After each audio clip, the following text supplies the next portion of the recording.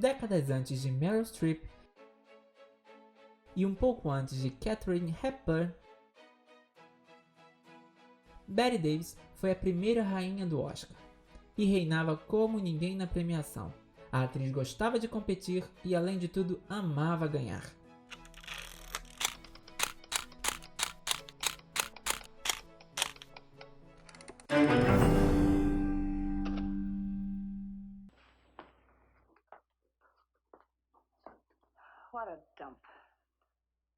Mas o que diferenciava Davis das atrizes de sua geração? A resposta é simples.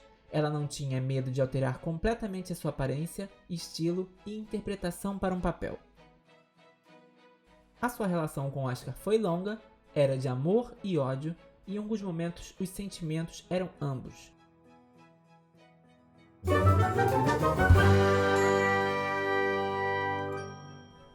Ela mostrou coragem ao surgir no seu primeiro grande papel em Escravos do Desejo, uma interpretação visceral e completamente oposta aos moldes daquela época. Ela surge como uma garçonete fria que se entrega à humilhação em busca da ambição. A atuação chocou o público e ganhou a aclamação da crítica. Além disso, Davis acabou por causar uma das primeiras polêmicas da história do Oscar, em 1935.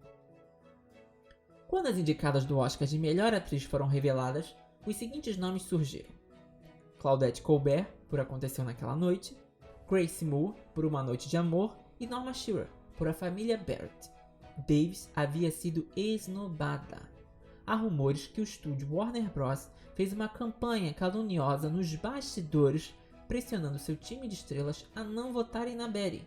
Isso teria acontecido porque Davis havia sido emprestada pelo estúdio para a RKO para fazer um filme que consideravam que não ia ter sucesso algum, e foi totalmente o oposto. Mas o snob da indicação foi considerado algo tão absurdo que o público e membros de dentro da academia fizeram protesto. Esta seria a primeira reação amplamente negativa aos nomeados. Por fim, a academia decidiu que todos os votantes poderiam escrever o nome da vencedora que quisessem nas cédulas, independente das nomeadas divulgadas. Apesar da própria Davis considerar Escravos do Desejo como a sua primeira indicação ao Oscar, a academia não considera oficial. Mesmo diante de tanta pressão, ela acabou por perder para Claudette Colbert pelo popular filme Aconteceu Naquela Noite. As fofocas por Hollywood davam conta que os resultados haviam sido alterados para que Claudette vencesse. Por causa desta controvérsia, a academia contratou a Prince Waterhouse Coopers, que começou no ano seguinte a contagem de votos e distribuição de resultados. Dessa forma, ninguém colocaria em dúvida tanto os nomeados quanto os vitoriosos. Meu fracasso em receber o prêmio criou um escândalo que me deu mais publicidade do que se eu tivesse ganho. No fim, a academia pareceu que ficou devendo uma vitória para a Bette, mas a injustiça não demorou nem um ano para ser desfeita. Aos 28 anos, em 1936, Davis recebeu a sua primeira nomeação oficial ao Oscar de Melhor Atriz por Perigosa. O dramático papel trazia Davis como uma ex-atriz de teatro alcoólica e que se torna perigosa para si mesma diante do seu fracasso na carreira. A injustiça do ano anterior foi desfeita e Davis ganhou seu primeiro Oscar. Há quem diga que a sua concorrente, Katharine Hepburn, por A Mulher que Soube Amar, merecia mais. Bette ainda passaria a dizer que ela inventou o apelido da estatueta. De acordo com a própria, a estatueta tinha um traseiro parecido com o do ex-marido, o Oscar Nelson. Quando ganhou o prêmio, Bette viu a vitória apenas como um prêmio de consolação e afirmava que Perigosa era um filme de segunda categoria. Ela achava que a Warner Bros. Estava deliberadamente lhe oferecendo papéis ruins em filmes ainda piores. Davis se sentia infeliz e num contrato que queria quebrar, mas era tão complicado de sair que podia acabar com a sua carreira. Para expressar a insatisfação, ela foi receber a estatueta exibindo intencionalmente como forma de protesto um vestido para parecer como um uniforme doméstico. Mesmo diante do protesto, Davis teve de ficar presa ao contrato da Warner.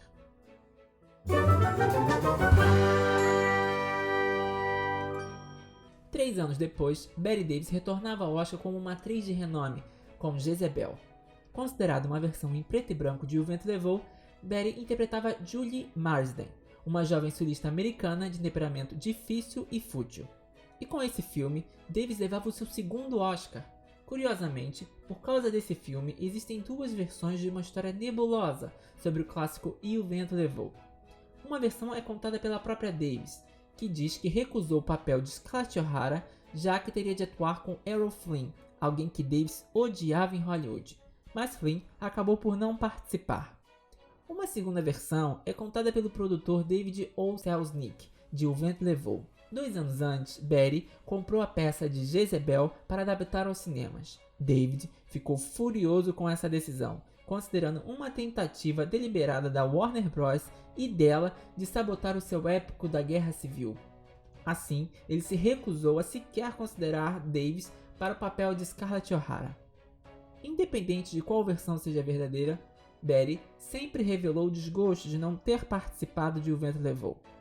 Mas a vitória por Jezebel resultou numa sequência de 4 indicações consecutivas ao Oscar, um feito incrível até para os dias de hoje.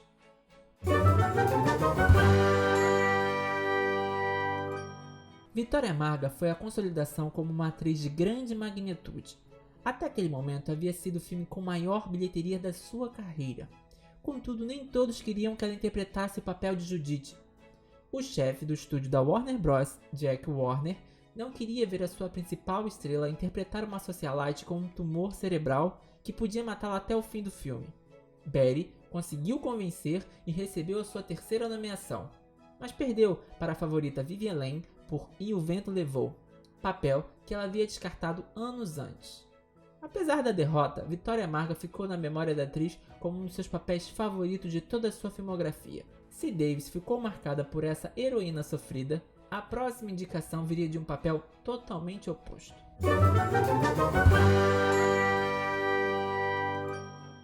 Em A Carta, Bette Davis pôde trazer uma personagem anti-heróica, uma esposa de um administrador de plantações que atira em um homem até a morte e afirma que foi em autodefesa, mas surge uma carta que pode incriminá-la e mudar toda a sua história. Com isso, chegou a sua terceira indicação consecutiva, mas Davis perdeu a estatueta para Ginger Rogers, por Kitty Foyle. Em 1941, Davis tinha atenção voltada para outra coisa no Oscar. Aos 33 anos, ela foi eleita a primeira presidente mulher da academia. O seu mandato seria curto, polêmico, mas com grandes ideias de transformação. Ao ser eleita, ela levou 2 ideias ao Conselho da Academia. Primeiro, ela queria acabar com o banquete anual do Oscar. Desde a sua eleição, Pearl Harbor foi atacada, empurrando os Estados Unidos para a Segunda Guerra Mundial. Ela argumentou que seria mais apropriado acabar com o jantar e apresentar os prêmios em um grande teatro, cobrando pelo menos $25 para cada lugar, e doando os lucros para os esforços da ajuda humanitária. Mas os membros do conselho ficaram horrorizados. Para eles seria o roubo de toda a dignidade da academia. Sua segunda ideia era revogar o direito dos milhares dos figurantes de Hollywood que votavam no Oscar. Ela argumentou que muitos deles careciam de gosto, cultura e nem falavam inglês, e além disso havia indícios de que seus votos poderiam ser transferidos para qualquer estúdio que os contratassem na época da votação. O conselho considerou isso como uma coisa mais louca que ouviram e perguntaram para ela o que ela tinha contra a academia por sugerir tais ideias. Em 2 meses de mandato, Davis renunciou ao cargo ao perceber que não chegaria a lugar algum. Era óbvio que eu tinha sido colocada como presidente apenas como uma figura decorativa. Ironicamente, não demorou nem 3 anos para que todas as suas ideias fossem reutilizadas e implantadas. O conselho acabou por acabar com o jantar e revogar os direitos dos figurantes de votarem.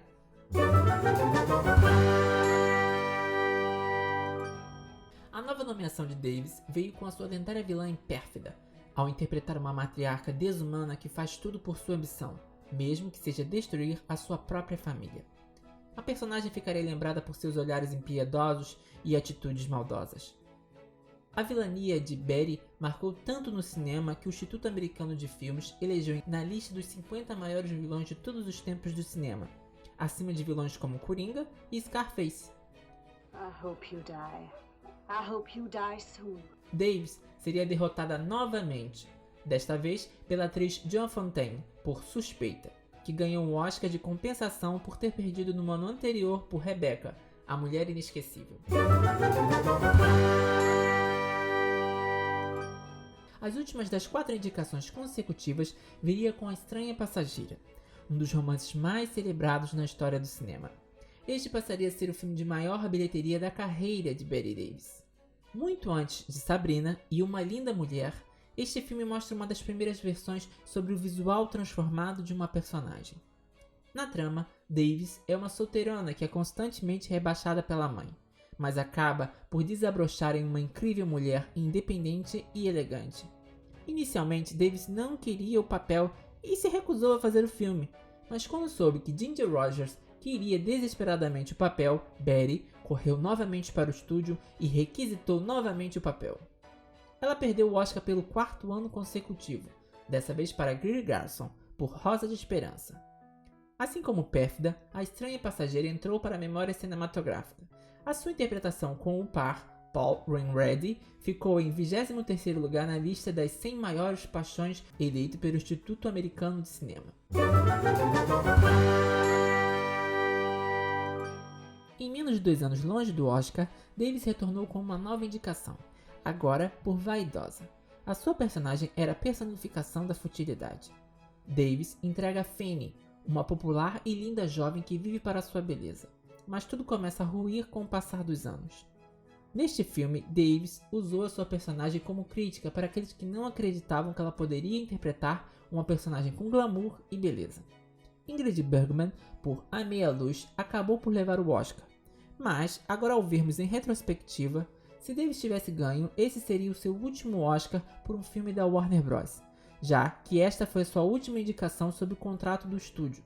Anos depois, ela pediria para ser liberada do contrato que por tantos anos ela tentou sair. Seria o fim de uma era entre Bette e a Warner Bros. Ela ficaria sendo conhecida nos estúdios como a quinta irmã Warner, já que trouxe mais rentabilidade e indicações ao Oscar do que qualquer outra atriz para os 4 irmãos Warner.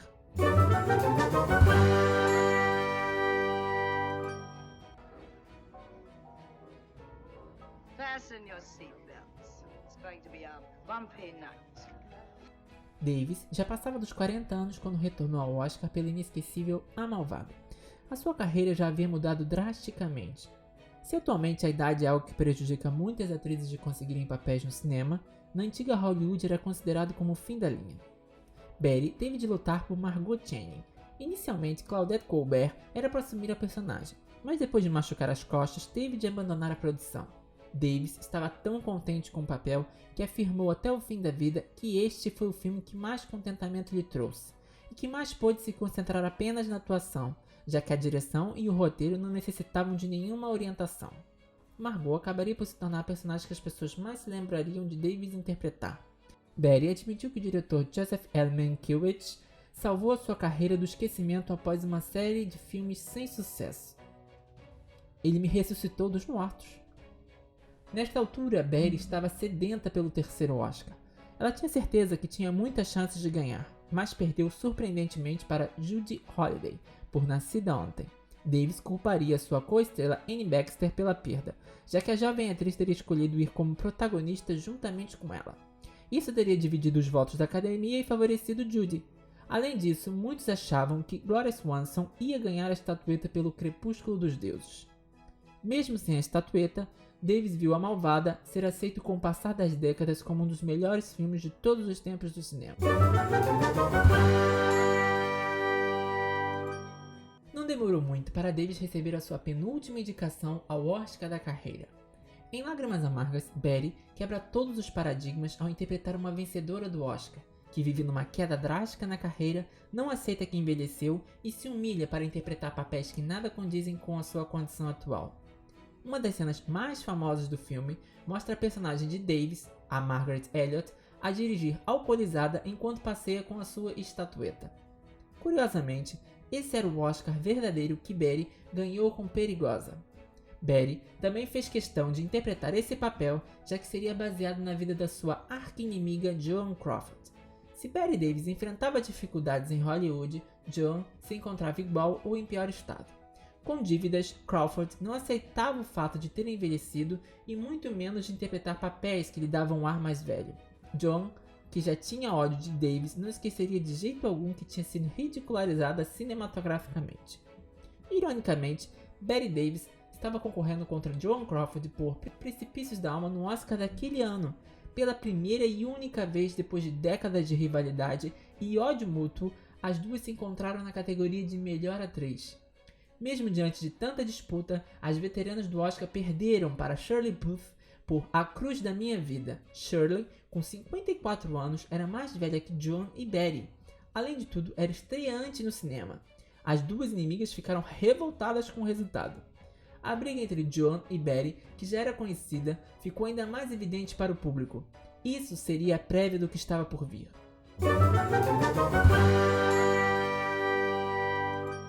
Bette Davis, ao chegar na sua última indicação ao Oscar, marcava ainda o recorde até aquele momento de mais indicações na premiação do que qualquer outra atriz.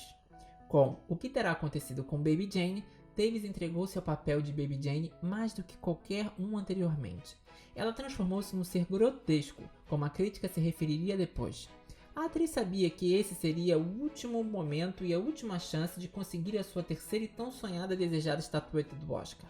Mas o filme apenas tornou-se a sua grande chance ao ter aceitado participar com a sua arqui-inimiga Joan Crawford.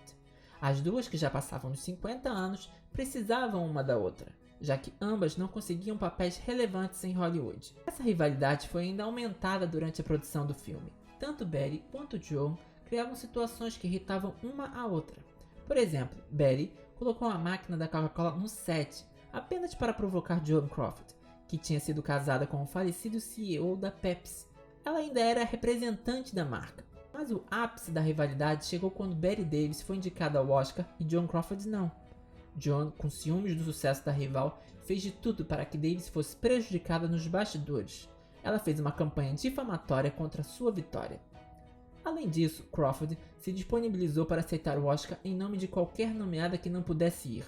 Noite do Oscar, Davis estava de pé nas laterais do teatro, esperando para ouvir o nome da vencedora, quando foi anunciado que Anne Bancroft, por O Milagre de Anne Sullivan, havia ganho. De acordo com a lenda que contam, Joan, ao passar por Davis, disse apenas: "Desculpe-me, tenho um Oscar para aceitar", e foi ao palco buscar o Oscar em nome de Bancroft. Bette Davis diria muitos anos depois que perder aquele Oscar foi o golpe mais duro da sua carreira, e que achava que aquela estatueta deveria ter sido dela se não fosse por Joan Crawford.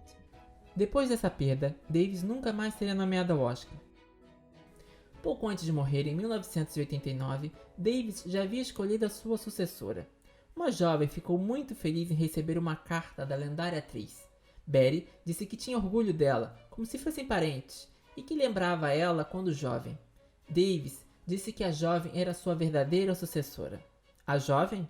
Meryl Streep, que acabaria por se tornar a terceira rainha do Oscar. De qualquer forma, a vencedora de 2 estatuetas tem o seu título para sempre de primeira rainha do Oscar. Uma grande atriz que soube conquistar públicos por todo o mundo, uma atriz que soube desafiar as normas controladoras de um meio dominado por homens, e uma atriz com olhos inesquecíveis.